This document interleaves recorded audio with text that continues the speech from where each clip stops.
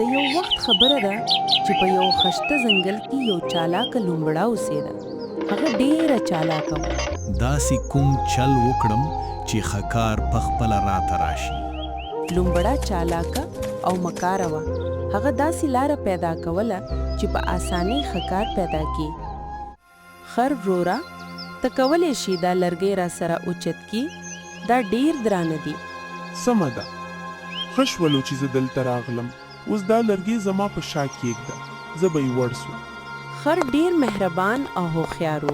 هغه به د هر چا مدد کولو. یو ورځ لومبړه په غور او فکر سره په یو ځای کې ناست وه او سوچ یې کوه. هماغه وخت یو غوا ورته راغله. ولې لومبړي، ولې داسې ناست یې؟ بابا کېدو ته د زړه شوی دی که څه؟ له دې ځای لاړ شه، زه د یوې مهمې خبرې په فکر کې یم. ما ته یې څه؟ هماغه وخت د لومبړۍ ذهن ته یو خیال راغی. ارې واه، دې غوا خو زما ټول مشکل حل کو. اوس به زه په دې ځنګل کې د بابا په روپ راځم. بله ورځ لومبړۍ وویل، اوس زه یو پرامنه بابا شوی یم. له دې دنیا نه مې زړه تورې. مخکې زه ناپوه وم، بې ځایه به ګرځېدم او هر حیوان به مې وژلو خوړلو. اوس ما ته پوهه راکړل شوې ده. په ځنګل کې اعلان وکړئ چې د پوهې بابا د برکت دپاره راغلی دي. هوسۍ د لومبړۍ په خبره دوکه شوه. هغه دا خبره ټولو حیواناتو ته ورسوله چې لومبړۍ اوس یو پوهې بابا شوی دی. د هوسۍ خبرې واورېدې او ټول حیوانات د لومبړۍ خواته راغلل. ما واورېدلې چې ته بابا شوی یې. بابا خو کله هم ښه کار نه کوي، نو ته به څه خولې؟ ما کله ویل چې زه ښه کار کوم زویه؟ اوس ما ته د غوښې ضرورت نشته. زه به فروټ خورم. تا د بابا کېدو تعلیم چېرته حاصل کړي؟ ما مراقبه کړي د زویه. په هغې مراقبې کې رب ما ته برکت راکړو او وویل چې د دې ځنګل خیر وکړم. هماغه وخت یو خرګوش راغی او وویل، بابا جی، مهرباني وکړئ، زما د ماشوم خېټه ډېره درد کوي، علاج یې وکړئ. ته مه پریشانه کیږه لوري، زه اوس یو منتر وایم او ستا ماشوم به ښه شي. اوم حملی هو فټ سواها، اوم حملی سواها هو فټ. اوس لاړه شه او وګوره چې ښه شو که نه. خربوشه لاړه، ماشوم یې وکتلو او واپس راغله. بابا جی کی جय، بابا جی کی جय، زما ماشوم بالکل ښه شوی دی، درد یې ختم شوی دی. اوس ټول ځناور د لومبړۍ په چال کې گیر شوي وو. ټولو په دې یقین کې وو چې لومبړۍ بابا شوی دی.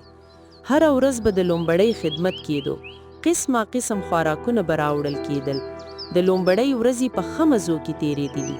خو یوې ورځې هغه سوچ وکړو، که ما ته هم هره ورځ خوراک راکول کیږي، بلکې زه خو په اصل کې غوښه خورم، زه به تر کله دا ګیا خورم. بل طرف ته خر سوچ کول، دا معجزه ده که د سترګو دوکه ده. یو غوښه خوړندي ځناور بابا شوی دی، سبزي خوري او نورو ته د نیکۍ لار ښیي. خامخا څه چل پکې شته. یوې ورځې لومبړۍ وویل، هلکه لاړ شه او اعلان وکړه چې بابا غواړي له ټولو سره یوه مهمه خبره وکړي. ټول ځناور راغلي.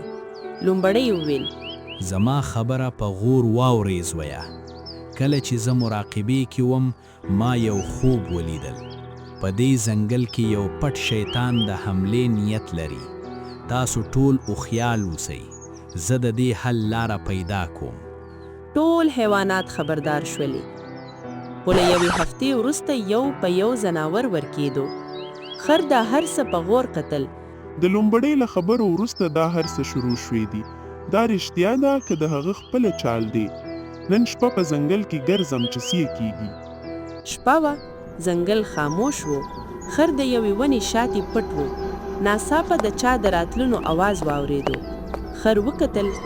ها نو، ورځي بابا او شپې شیطان، ما ته پکار دی چې تفتیش وکړم. هماغه وخت لومبړۍ وویل، ارې خرګوشه، ته دلته څه کوئ؟ نه پوهیږي چې شاوخوا شیطان ګرځي؟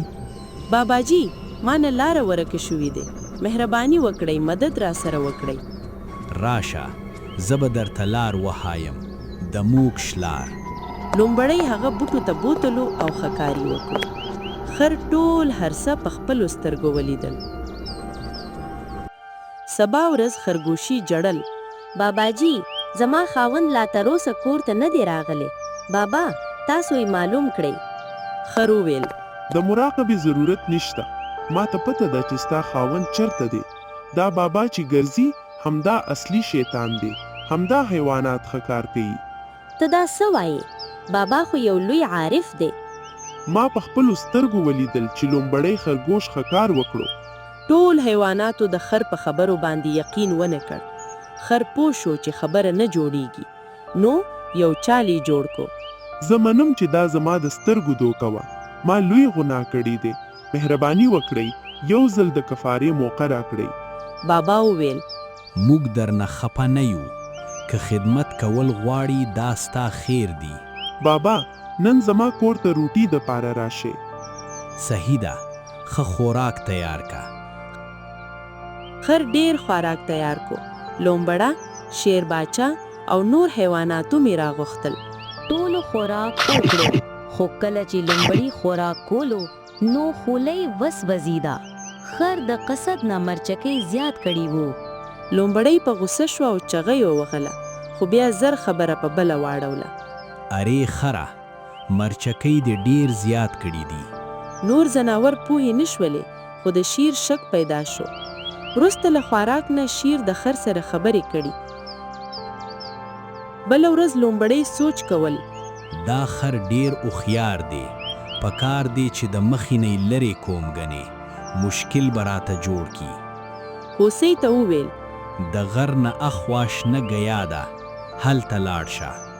لومبړی پلان جوړ کو چې حمله پې وکړي او الزام په خر ولګوي، خو مخکې لګي چې څه وکړي شیر، خر او نور ځناور راغلی.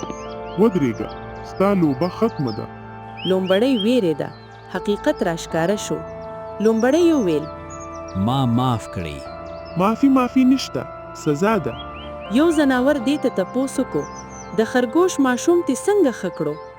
ما هغه که دوای ورکړې وی، درد یې په خپله کم شو. په اخر کې د خر د هوښیارۍ له وجه حقیقت راښکاره شو. ټولو معافي وغوښتلې او واده وکړه چې بلا د تفتیشه د چا په ښو خبرو یقین نه کوي.